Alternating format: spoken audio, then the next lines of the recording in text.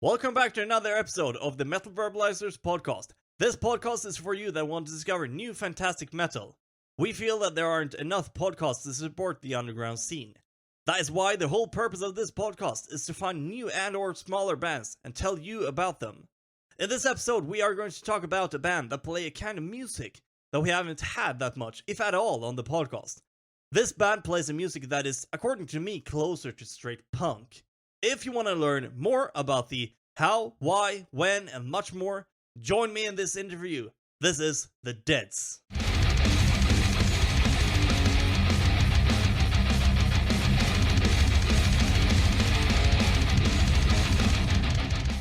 Alright, so now we're sitting here with the guys from The Deads. I hope I pronounced the name correctly now. That's totally correct, yes. Perfect. So, we're gonna go straight into it. When did the band start? I can say, yeah. I think the band started in, was it like 1998, 99? Is that correct? All right. Yeah, I guess so. So you've been around for quite a while then? We've been we started out in like 99, like a joke actually, and we made a recording, like a demo, and me and Jon, this is Matthias by the way, me and Jon were playing in another band, and we made this recording as more like a joke, and then but then it what can I say, it just went on from there to we did like, was it 1 or 2 gigs after that? Maybe 1 gig with the bass, with the bass player, a friend of ours, Per Dahl. Shout out to a great bassist from our hometown of Jönköping, Sweden. Exactly. Yeah, nobody's listening knows who he is, but they do now. Yeah. Yeah, now it's gonna be world famous. Exactly. Yeah, right. But the demo you mentioned, Matthias, it was actually written about in the Swedish metal and hardcore magazine Close Up, which existed at the time, and the guy who ran the demo pages for Close Up, he actually had a really terrible taste in music. he liked everything, so he liked the Deads as well, even though that demo is it's pretty good, but he thought it was brilliant, which obviously it isn't. Well, demos can be interesting. Yeah. But then I guess the band went into a 15-year hiatus. Basically. Yeah, I think so, yeah. And then started up again around 2016 or 17. Yeah. 2016, I think. We made a new recording in 2016 that I produced. Actually, I produced all the Deads on Spotify. Yeah. Yeah, we made that first recording, and from there on, yeah, what happened then? We went from, you guys went from a duo to a trio. Exactly. With me joining on bass and vocals, and I happen to be the kid brother of Jon, the drummer. All right. Well, did the band have the same name back in '99 as it has right now? Yeah, actually, I think the name came up like first or something. More like a joke. We should form a band called The Deads. I think so. And it was a good name. Exactly, it was such a good name, so we had to form a band around it. All right. So it was just laughs and giggles and jokes that created the name. It's a tough name, I think. At the same time, it's a bit. It was. What should I say?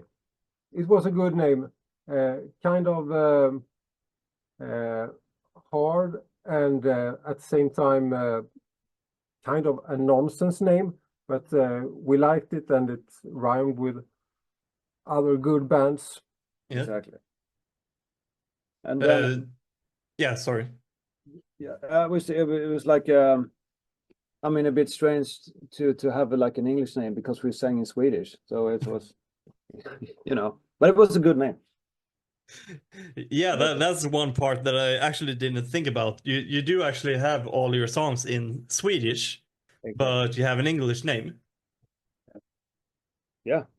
But I like it. It's probably the most obvious punk element of the Deads, the Swedish language lyrics, because basically the music is pretty metal at times.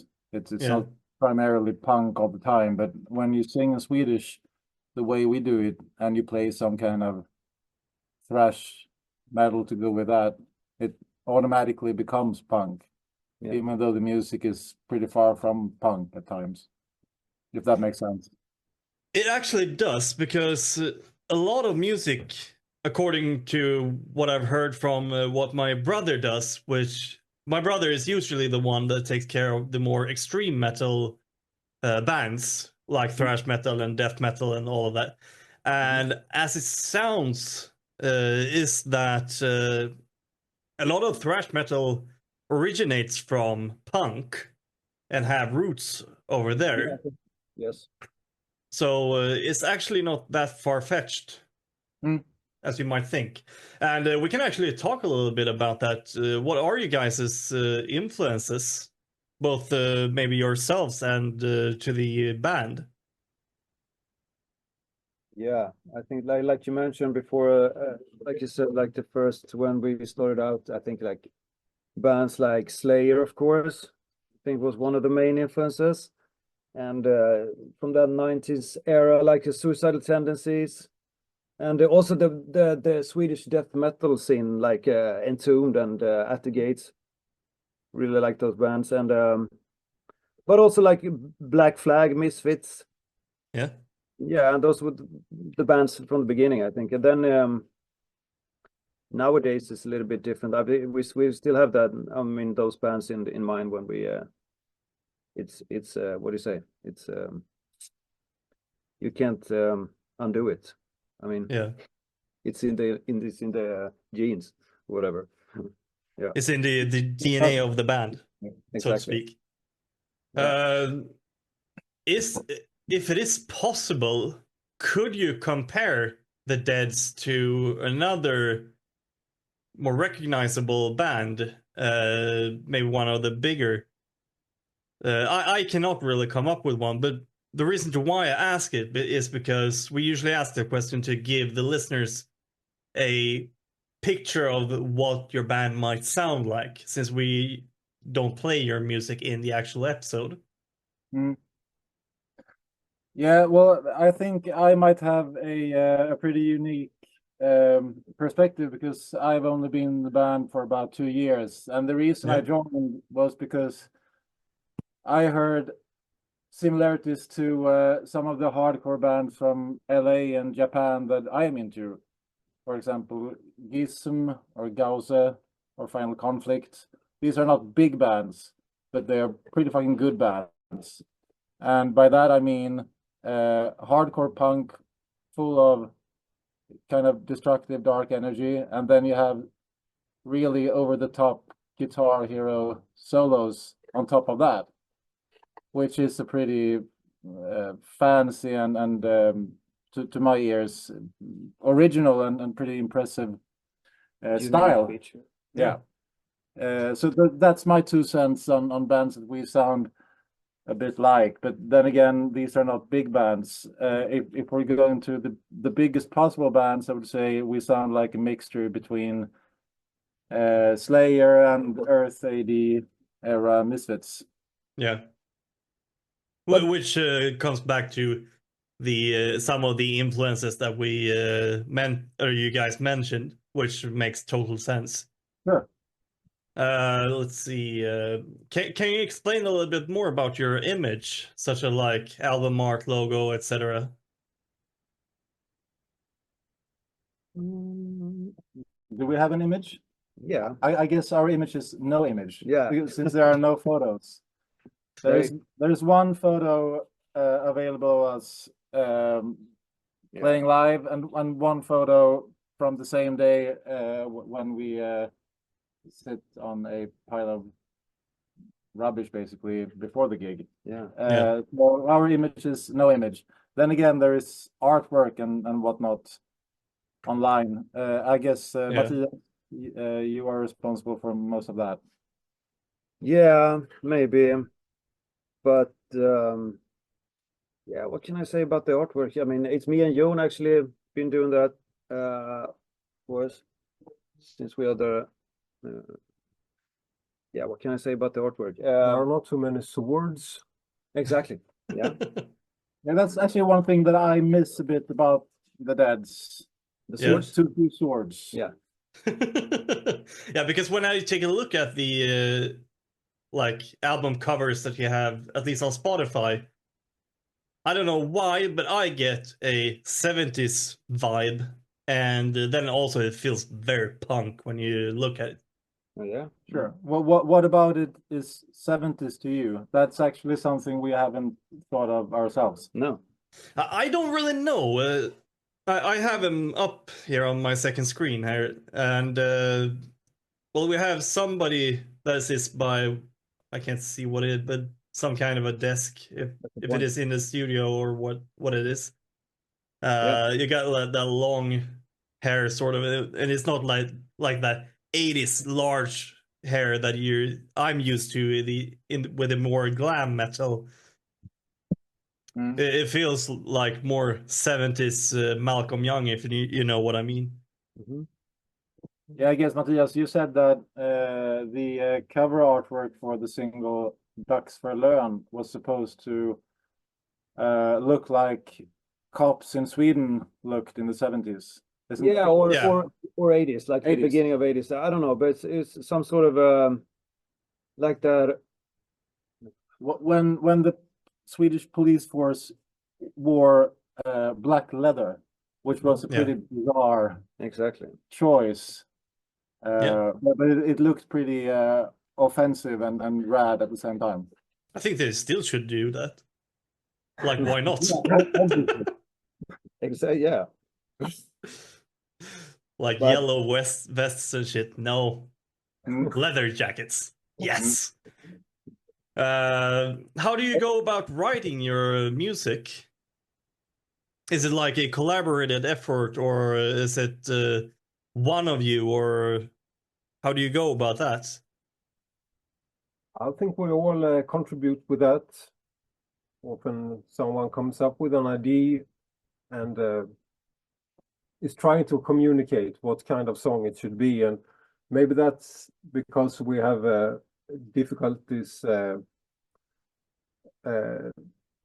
describing our songs as a whole. Every song is different, and we kind of starts from the beginning and try to could we make it like this or like that, and take it from there. Yeah. But it starts with the music, not the lyrics, I would say. All right. That's actually very interesting, because that's very different among the bands that we talk with. How they either start with a lyric idea, or they start with an idea of a chord progression or something like that. So that's very interesting, I think. Yeah. Especially since I'm a musician myself. Can you talk a little bit more about your lyrical themes? Well, maybe we could talk a bit more about the music instead, because I think there's a lot more to say about that. Of course. Say that we are a pretty democratic band, but not 100%. And the way that works is usually that the person who has contributed the most to any given song is the one who sort of has final say how that song should progress and how the arrangement should play out and whatnot. So if we say that if I have a riff for a verse and a riff for a chorus and a riff as an intro, for example, if I bring those three song parts to the rehearsal place, it sort of goes without saying that I will have more to say about how that plays out. Wouldn't you agree, Matthias? I think so. Mm. Yeah, I think that's. But and that I'm not talking about that it's always the case that I bring 3 riffs to the rehearsal place. It could be anyone. But at the same Yeah. time, I think also, I mean, if I make a song, I would say maybe I make it like 75% done, and then I bring it to the rehearsal space, and we try to finish it together, of course, and everybody brings their elements, and I think that's important, of course, as well. Otherwise, it wouldn't be the Deads. And Absolutely. And when we're stuck with the song, we often go to sometimes very, very specific references. Like Yeah. we have no idea where to go from here, but perhaps we could try and make something that sounds like this, and then someone could just flip out their telephone and play a song in real time, and then we sort of try and not copy but borrow from the vibe of that song to move forward. That's oftentimes the way the way we find the final form for a song, that we sort of compare it to something that we already know and enjoy by another band. Yeah. How should Judas Priest solve this problem that we have? That's also a useful question. That's a good question to ask yourself. Yeah. I thought also about you asked about the lyrics. I think quite often we just find a hook, something that sounds raw or good.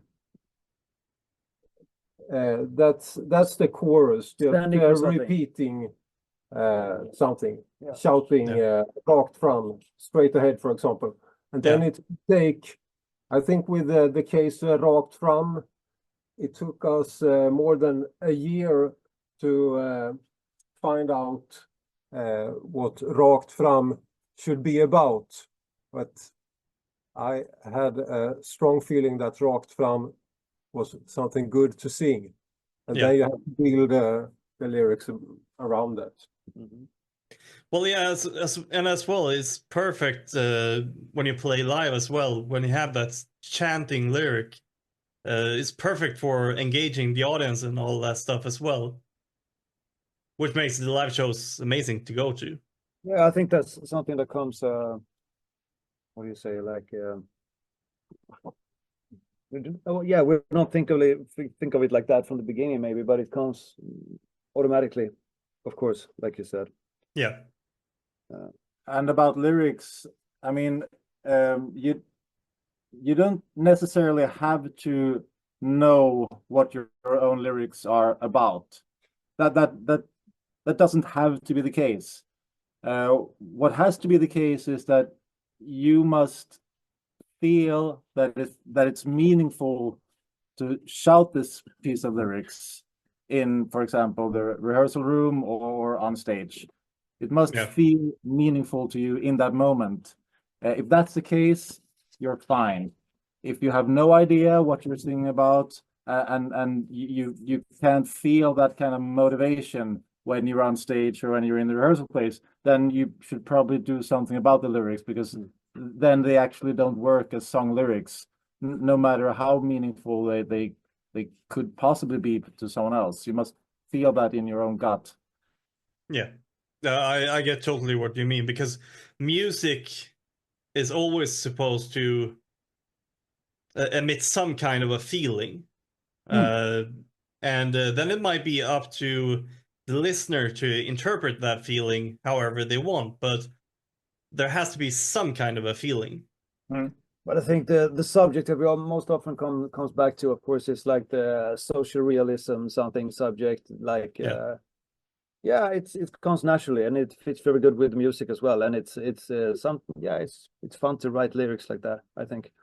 And Dagsflön is really, I mean, that's the subject as well. I mean, Zombie-feber. And at the same time being distant to and overwhelmed by life. Yeah.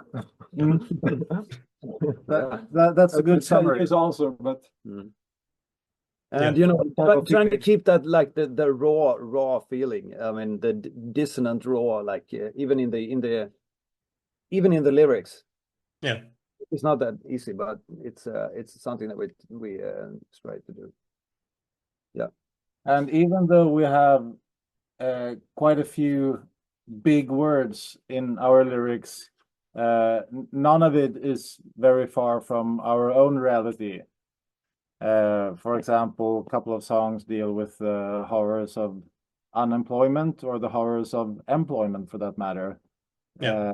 So the lyrics never head very far away from our own personal experiences. Yeah, which makes total sense as well. Yeah, it does in this band, but I mean, you have thousands of bands playing music pretty similar to ours that never sing anything that resembles their own lives at all. And I guess that's again what makes us a punk band and not a metal band per se. It's that we have this pretty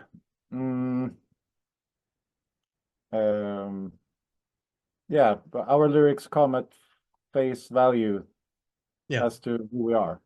And I think also pretty important to like not be too serious, trying to keep that like the tongue in cheek, to also get the message through. Because I mean, if you, me personally, I think if it's really too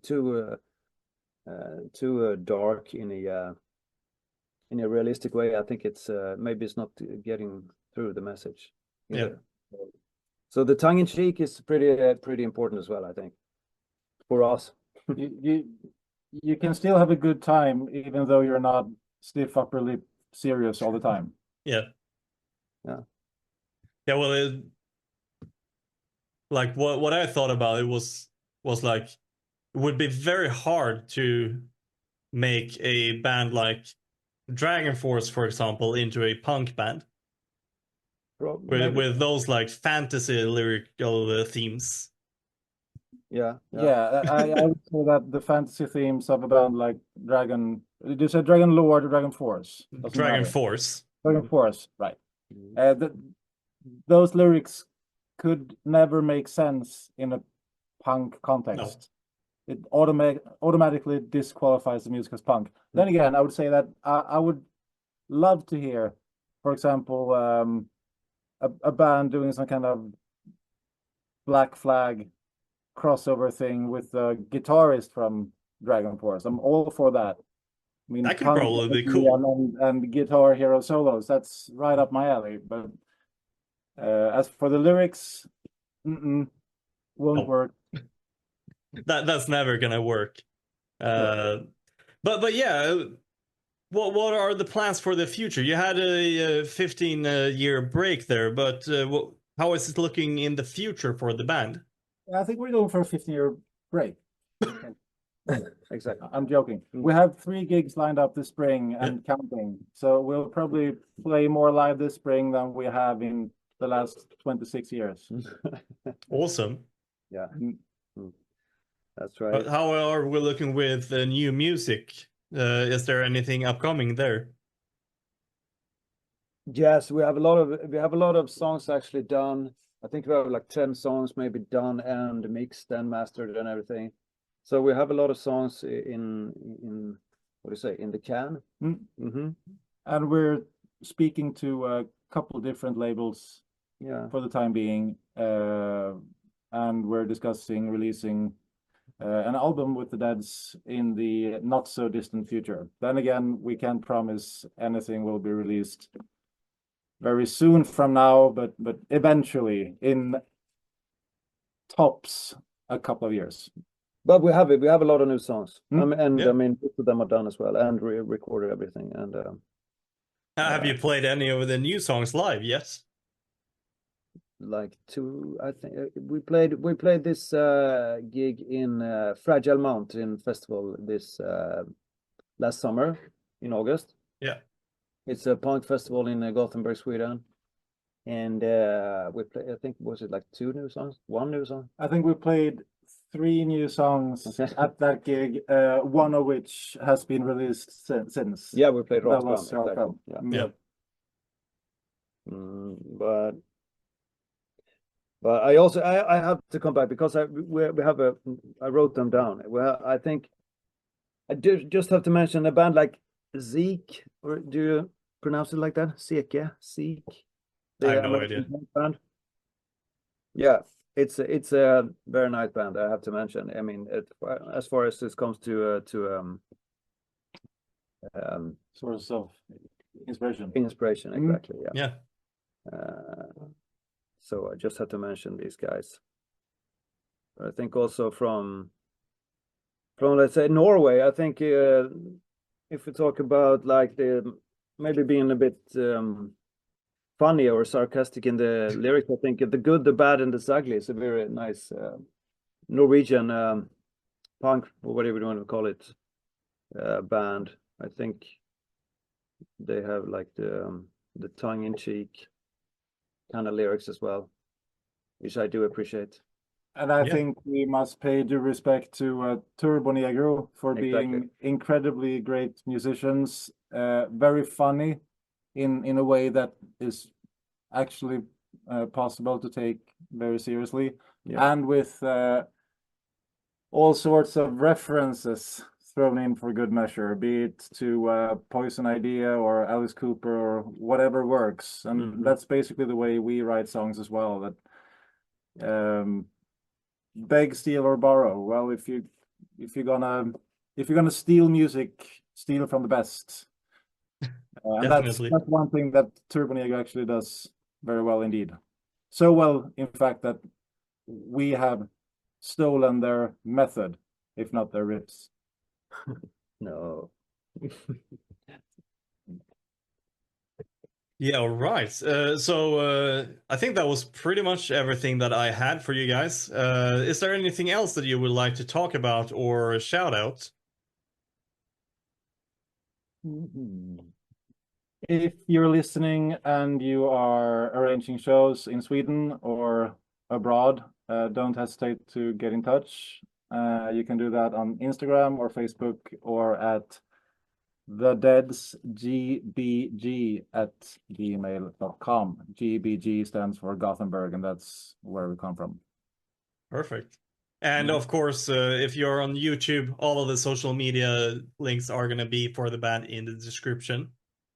So check that out. Sounds good. Sounds good. But yeah, thank you guys very much for joining us on Metal Verbalizers podcast. Thank you. Thank you It's very been much. an absolute blast and an honor to have you on. It's an honor to be on. Yeah. Perfect. Have a good one. Yeah, You too. Take care. Take care. Bye-bye. So, if it sounds like you might like this band, do not hesitate to go and check them out. If it is not what you usually listen to, go and give them a chance anyway. You might find something new that you will enjoy. I find new bands and kinds of music all the time when I listen to this, or when we do this podcast. Most importantly, if you do like this band, make sure that you support them in ways that works for you. Easiest way to support them is to follow them on their social medias. It is very easy and is completely free. Of course, I would like to encourage you to buy their music as well. If you like what we are doing here on Metal Verbalizers podcast, bringing you new metal to enjoy, don't forget to follow us on our social medias as well. This way you will get updates on what bands we are going to verbalize next. Maybe you have a band in mind that you would like us to feature. Don't wait to tell us about them. We always take suggestions in consideration when we plan our episodes. Did I mention our YouTube channel? There we also have a video version of our tour stories, and now all our episodes. You do not want to miss this. Thank you for listening. You've been listening to Metal Verbalizers podcast, Verbalizing the Deads.